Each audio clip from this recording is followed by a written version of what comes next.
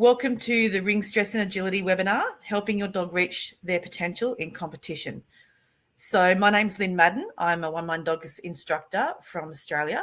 And this is a topic that's very near and dear to my heart because I have two border collies that over their career have had some major ring stress issues. And I've been dealing with this since probably back in 2018 is when I first started noticing my dog Stormy have issues. And we had to work through a fair bit of those issues over time. So first up, just a little bit of information on One Mind Dogs. You know, our focus is to look at things from the dog's perspective. And in this topic in particular, it's all about the dog's perspective because ring stress is all about how the dogs perceive their environment and how they're reacting to that type of stress. So we really want to be able to focus on what our dogs are perceiving and what they're seeing. And our goal is to help people create a magical connection with their dog. Again, this is vital when it comes to ring stress because that connection is what's going to help your dog be able to overcome ring stress and also help you notice the subtle signs of things when they start to crop up in our dogs' behavior. So we're going to cover things like what is ring stress, what can trigger it, how we can recognize it, and how we can help our dogs to cope with that stress. So first up, we want to have a look at why we do agility. So I know when I first started, I got a border collie, my old boy Cooper, he turns 13 in January. So when I first got him, I wondered what I was going to do with this energetic ball of fluff. So I got into agility just to give him an outlet and for something fun for us to do together. As it worked out, I discovered that I loved doing agility and the competition aspect of agility really spoke to me. And so I decided to go into doing agility competitions. So we do need to realize that agility competitions are for us. As much as some of our dogs love to do agility, the competition aspect of it is for us. Some dogs are just as happy training as they are in competition. And so you just need to realize that agility is basically for us and realize that the pressure that we can feel about competition can then flow onto our dogs. So what is ring stress? And so the very basic foundation of ring stress, whether your dog gets overexcited or gets shut down in the ring environment, it all comes down to the dog not feeling comfortable in that environment. And there can be a lot of factors around what makes them uncomfortable, but basically it's the dog's not comfortable in that situation, which is generally why you see it at competitions and not in your home training, because they're very comfortable in their home environment. They're not feeling any of that stress, but sometimes when they go away, things can become more stressful for them and they just feel uncomfortable.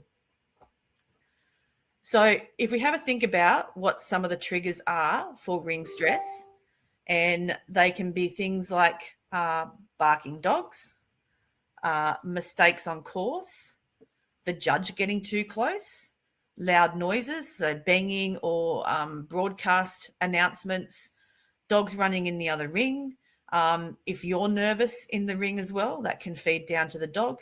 And it can just be a varied number of things that can happen out in the world that can cause our dogs little bits of concern. And that all can trigger some stress in the ring. So we want to have a think about how does stress express itself in our dogs. Now, this is going to be very different for each dog and it's going to be individual. And this is where having that really good connection with your dog comes in, because you need to be able to recognize the signs of your dog feeling slightly uncomfortable. Because the signs can be very subtle, such as the picture that's showing here. I think he's licking his lips for a treat. However, some lip licking, the ears back, shaking, sniffing, all of these things can be subtle signs of some ring stress. And you want to be able to know what your dog looks like when they're comfortable and confident so that you can detect any sort of issues as they continue forward. So, in general terms, there are two types of ring stress that we get, and it's a whole sort of spectrum of behavior. But the two that we really see, the first one is stressing up. And so if your dog stresses up in the ring, it can come in the form of barking, spinning, jumping up and nipping at the handler, loss of your start line procedure, bar knocking. All of these types of behaviors can start to show as stressing up. Now we have a video from Beth and her dog Bounce that she sent me. And this is a little example of stressing up.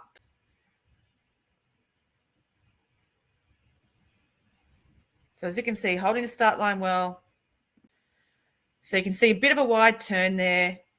And then what we have happen here is he's barking at her, and you can see just a little bit frantic in what's happening.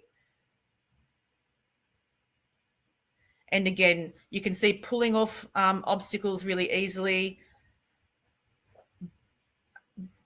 not being able to perform common things like the tunnel.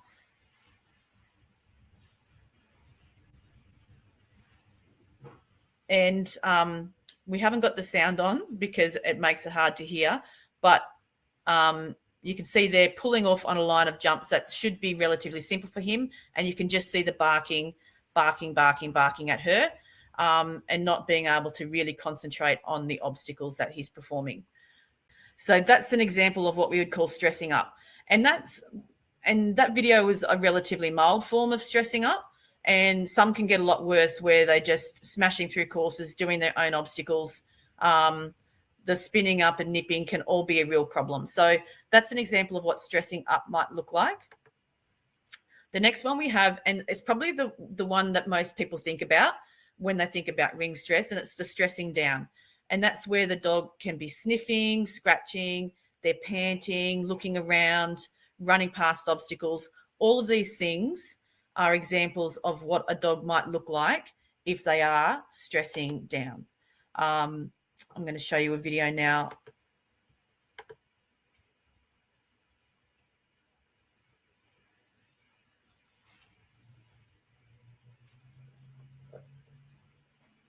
So this is a video of Rain, and she's my dog who really does tend to stress down a lot in agility. So you'll see here, she doesn't want to go into the tunnel. I'm just going to restart this so you can see it better. But you see here, she's running okay. And then all of a sudden, she'll lose her confidence. She's happy, goes into the tunnel, and then here, she just loses her confidence. And for some reason, unbeknownst to me what's going on, she just suddenly decides that she can't do it anymore. And this is very common for her when she's stressed. She'll come up for a cuddle, and then we might be able to start again, and she can continue on. But it really is a very common issue for her. And you can see here, she's just not happy from the start. And I've learned a lot more from when this video was taken on how to deal with ring stress, which we'll talk about later on. But if this was me now, I probably would have pulled her out from that very start if I had seen that type of reaction at the start line, because she's not happy to be in the ring. And so this is an example of what stressing down can really look like. And it can be, very confronting when you have a dog that looks like this on the ring, because you don't want your dog to feel this uncomfortable in that environment. And so this is why we want to really address ring stress and really have a serious think about how we can help our dogs in this environment. So they were the two main examples of what ring stress can look like. But as I said, it can go from extremes to very subtle, and all of it needs to be addressed at one stage or another. So the ways that we can address ring stress, and what I did to help address Stormy and both Stormy and Rain, are to look at ring routines, look at how we can build their confidence, think about something about helping them understand that they can opt in or opt out of this situation. Talking about delayed gratification, such as, when we do agility competitions, they no longer have food on you or toys. And so making sure that they understand how that works, and thinking about making sure their impulse control is good. So how can we help our dogs cope? Ring routines. This is the main thing that I did with Storm that really helped us become much better in the ring. We need to be able to have the dog understand what's going to happen next. Dogs really like clarity. So if the dog knows what to expect by predicted routines, then they can become more confident that they understand what's going to happen next. And they're going to be less likely to worry about the outcome or what's going to happen. So in terms of ring routines, I like to think about what I'm doing from the time I take them out of the crate to getting to the ring, to waiting outside the ring, to what I do when I go inside the ring in terms of a start line, and then what I do after the run. So how I put them back on lead, how they get to the reward, and how I get them back to their crate. So it's a really in-depth way of looking at what you're going to do ring routine wise. So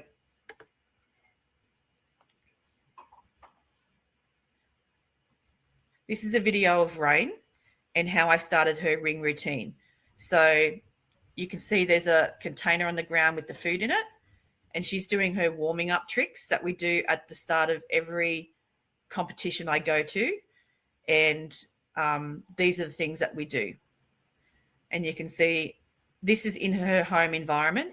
So I practice this at home before I ever take it to a competition, so that she understands what to expect from me. So she was practicing during COVID times, and here in Australia, you had to put the lead on you during COVID times, and now we've just reverted back to having the lead in a bucket. So I'll now have to go and reproof this into a situation to meet the current criteria of the competitions that we're doing. And so you can see I'm just practicing all the steps involved in doing a routine.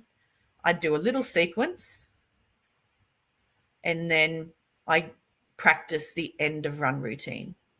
And so it may seem like something that you think, I don't need to do this. But in terms of our dogs that get a little bit stressed and worked up, you can see her pulling for her treat tin now. So she has a very predictable response to understanding how things work in the trial environment. And I do this in the training environment with her often, so that she understands how it's all going to work. So that's about a small bit about routines. And again, I'll be talking more about these things in the emails that will come after this webinar. So keep an eye out for those, because it will go more in depth into each of these topics. The next one is building confidence. So we try to do this from our very beginning with our puppies. We want our dogs to be confident in all different environments, trying different things, and understanding how to react around things like distractions. So if we help build the dog's confidence, they can become more resilient. And so resilience means basically being able to recover after a stress event. So say a big bang happens and they have a startle response, how quickly they can recover from that.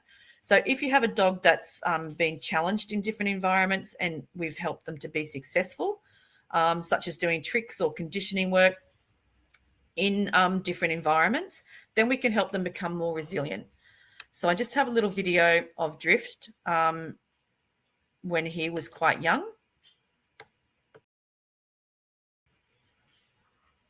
So Drift is my young dog, and you can see here I have my friend and her dog in the background, and I just want him to be able to perform simple things while she's doing some distraction training for me. So you'll see he has a few glances back her way, but what I want him to be able to do is just focus on me, have him be successful in doing really simple, basic tricks in this distracting environment. And this is what we do that will help build confidence in our dogs. And it's very, very simple stuff that you can do from a puppy. and it really does help. So he's in the competition ring now, and I don't have any concerns about him being stressed in the environment or in the ring. And so I've definitely done the work at this young age that has absolutely helped me as I've gone into the competition environment with him, that I didn't do when Rain and Storm were much younger. And so the things that I've learned with those two dogs has really helped me bringing my new dogs forward into the competition environment. And so it's really good ability and chance to have your dog be successful in an environment they know well, and be able to confidently do simple behaviors while there's distractions happening. Next, we have opting in. This is something that I learnt absolutely with Storm and with Rain, and I learned this with the help of One Mind Dog coach Megan Foster, and it's really about understanding whether your dog is ready to work and comfortable to work. And so it can sound a little bit new agey, and it's hard to understand, well, how can they say, yes, I'm ready to work? But it's all about understanding their behaviors and how they react to different environments, and having simple behaviors that they can do that they should be able to perform anywhere. And if they can do that in the competition environment, then we know that they're ready to work. So this is a video of Rain when she was younger. And so for her, her default positions are being able to drop and hand touch. And so this is in the environment that we train in most often, but she had a real issue with wanting to run back to the other dogs. And you can see here, she's a little bit frantic about her behaviors. And that's telling me she's a little bit concerned about what's happening over to the left of here. You can see there she's looking at the other people. And so then I ask her again whether she can drop. And then I take her to the start line. And so I continue to ask her these simple behaviors all the way up to before I start. And if she can do them, then we continue on. I don't mind her checking out what's happening over there, but I want to make sure she can do the behaviors I'm asking before I ever do the sequence. And so if she hadn't been able to do a drop when I asked her to, or do a hand touch, then I would have pulled her out and not run the sequence. And so those opting in behaviors, find something that your dog loves to do and will do anytime, anywhere for no reward. And then if they can do those behaviors in the ring before you go into the ring, then you should be confident that they have the ability to think and be able to do the competition. The problem happens if they can't do a simple behavior outside the ring, such as a nose touch or a drop, then we expect them to be able to do complicated agility sequences when they can't do a simple behavior. And so if they can't do a simple behavior, you need to ask yourself whether it's worthwhile taking them into the ring. And my philosophy is now, if my dog is not happy outside the ring and can't do the simple behaviors I'm asking them to, then I don't ever take them into the ring, because I want the competition ring to be a happy, fun place to be. And I don't want to be putting my dog into a situation that they're not prepared for. Delayed gratification. And this basically is what helped Storm work out how to do agility, because she used to always be wanting me to have my rewards on me. And when I didn't, it was like she didn't know how to do agility, and she'd become stressed about it. And so we had to really build up how to teach her about delayed gratification, which basically means I then spent the next 6 months of my life training like I would at a trial. So I didn't let her have her rewards until we had finished the sequence we were working on. And then to condition her to that, I did a little bit of work with her reward just sitting on the ground, and she had to work around that distraction. So I have a video of that for you. So here you can see her reward is sitting next to her on the ground. And she has to work around that. So you can see she's very, very worried about that. And so then I reward her when she does the simple sequence. And then I put it back on the ground. Ask her to start again. And over time, she starts to understand how she gets the reward. And so that's really what we want her to understand, is how she can get to her rewards. And so that doesn't always have to be on me, and she has to do something before she gets that reward. And so this is how we slowly worked through her being able to ignore the distraction of her reward and be able to work through that idea of having the reward sitting there. And only when we'd finished the job did she actually get the chance to get her reward.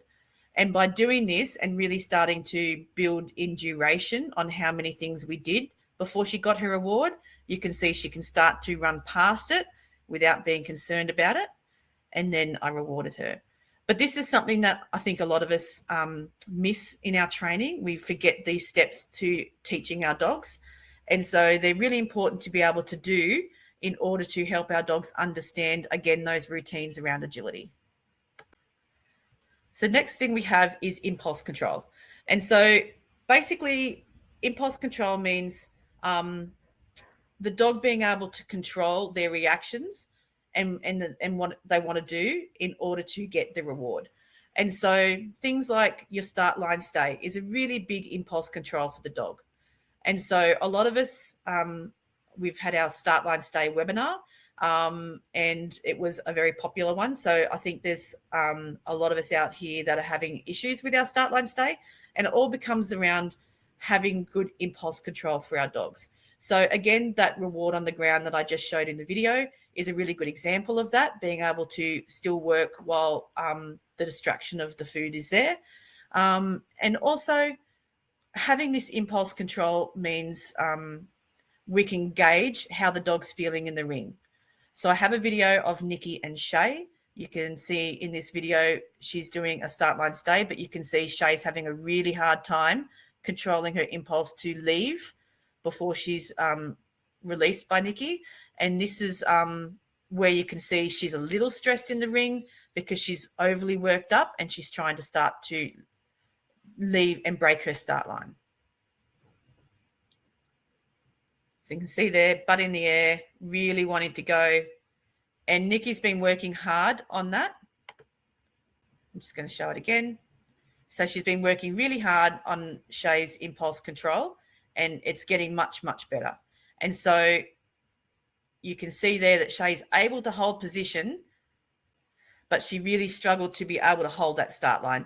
And so Nikki would know then that she's a little bit uncomfortable in that situation. And so she knows what to expect on course, but she was still able to hold position, but lifting up. So you have to have in your mind what your criteria is around your start line and what you're willing to accept. But that's an idea of a dog that gets a little bit worked up and their impulse control starts to go out the window. So if we do things like these start line stays and impulse control games in lots of different environments, then we can help our dogs understand that if they are able to hold their start line or do these things that we're asking of them in lots of different environments, the rewards will still always come. And so to finish off with, I just wanted to share Stormy's story. Stormy is why I got so invested in ring stress, because there were many competitions where I come home in the car crying because Storm would be so awesome in training, and then I'd take her to competitions and it's like she'd never seen agility before. And I was just so upset that my dog was uncomfortable and looked so upset. She didn't look like she wanted to be there, and I was ready to give up. And then I started to just go back to basics and think about how I was going to help her. And so that's when I built in the routine and doing all the things to help her.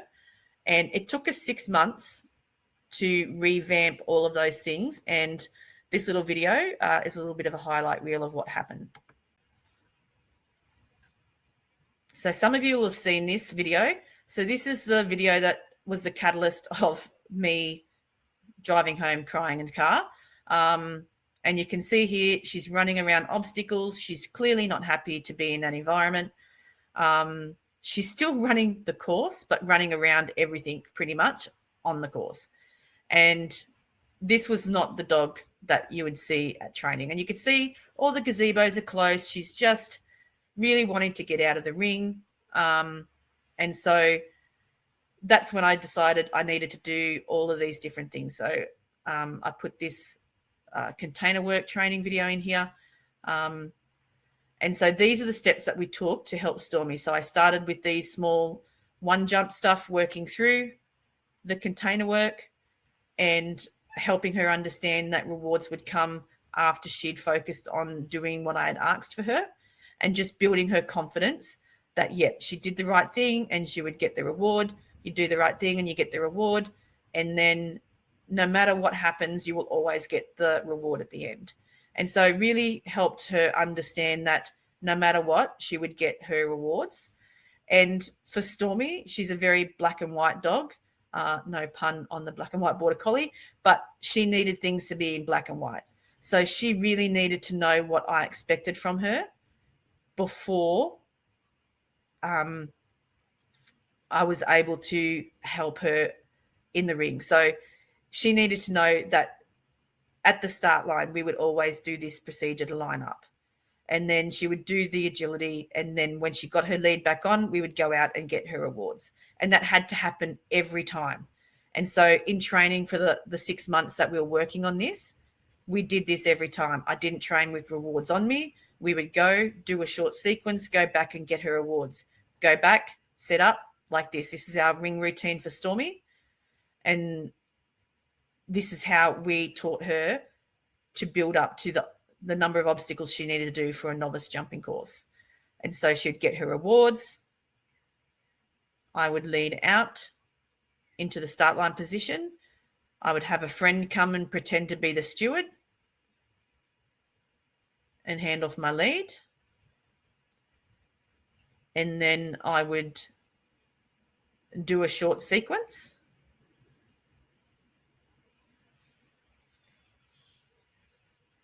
And drive her to, we have these buckets in Australia now. And then we would have a little game and go to our rewards. And so this became how we would be at competitions. And so what we practiced in training here in her comfortable environment would also be what we did at competitions. I would use the same lead. I would use the same container. And so it was very predictable for her what would happen in agility. And so after 6 months, this was us getting our novice jumping title.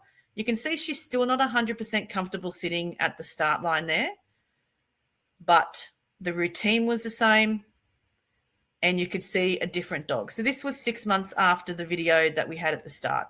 And so I just want to show you that you don't need to lose hope, that your dogs that are either stressed up or stressing down, we can do a lot to help them. And it's just recognizing when you have the issue and then working on what you think might work for you and your dog. And like we said, they're all different. And so we need to focus on what each individual dog needs. And finishing up, the first thing I want you to think about is just listen to your dog and act. If your dog is not comfortable in the environment, then you need to recognize those signs and have a plan in place about what you're going to do with it. I really would like you to start training at home like you're going to trial. You don't have to every session, but every now and again, especially in the lead up to competition, do a practice trial session at your training environment. Having a good routine is key. Dogs like predictability. So having a routine about your training that you can also replicate at trials is going to be very, very good. And then the last thought I'd like to leave you on is honoring your dog's emotions. So if you have a dog that stresses up or stresses down, really think about whether or not you should run them on the day if they're telling you it's all too hard. So I'd really like you to think about that. And it's not to say that all dogs won't be able to run in the environment that they're having stress in, but know your dog well and understand when you think it might be time to just pull them from a run that day. You might have to pull them from the first run if they're not feeling comfortable, but then you can ask again and on the second run of the day. And also, don't be afraid mid-run to leave the ring. So I'm just showing this video again so you can see it's not the clearest video, but I do this with Rain all the time. If she tells me she cannot cope in that environment anymore, and in some runs she'll run really well, and then all of a sudden she'll jump up on me like this. As soon as she does this to me, I will leave the ring. And you can see here, look at her shaking. She shakes off the stress, the tail's wagging, and she's much happier. And so she'll tell me if she's not happy. And so I listen to those I respect those emotions of hers. So when she's really overwhelmed, she will jump on me and I will then call it quits now. As soon as she does that, I do not ask her to do anything else. I give her a big pat, tell her she's a good girl, put her lead on, and we leave the ring. And there are times when she'll do that mid-run, and then I can bring her out for her next run and she'll run like a champion. So the thing is, if you can honor those dogs' feelings, then they're more willing to try for you later on, because I think they understand that if they're overwhelmed, they're not going to be forced to continue to feel that emotion. And they're going to trust you to pull them out of the situation that they're in. And so it really is about thinking and understanding your dog well and honoring your dog's emotions around the agility environment. Because like we said at the start, we do agility for us. And so our dogs are coming along for the ride. And so we really need to make sure that they're enjoying the time that they're having with us. And like I said, with Storm, we were able to fix all of the issues she had. And she ended up being a master's level dog here in Australia. So you can absolutely help your dog overcome these issues. And we have lots of information on the website to help you there. Lara Bussing has done a wonderful series called Tips on Tackling Ring Stress for us. And there's over 18 lessons in there now that you can go and work your way through. And she does a step-by-step how to overcome these issues. And it's a really great resource to be able to help start tackling your own ring stress issues that you might be having. So again, listen to your dog, train like your trial, have a good routine, and just enjoy the journey with your dog. And if you have any issues, you can always message us at support@oneminddogs.com, and you will get follow-up emails after this webinar and tips on how you can implement all of these types of ideas into your own training program. So thank you so much for coming along today. And if you've got any questions, please do not hesitate to reach out. And I look forward to seeing you all in the future.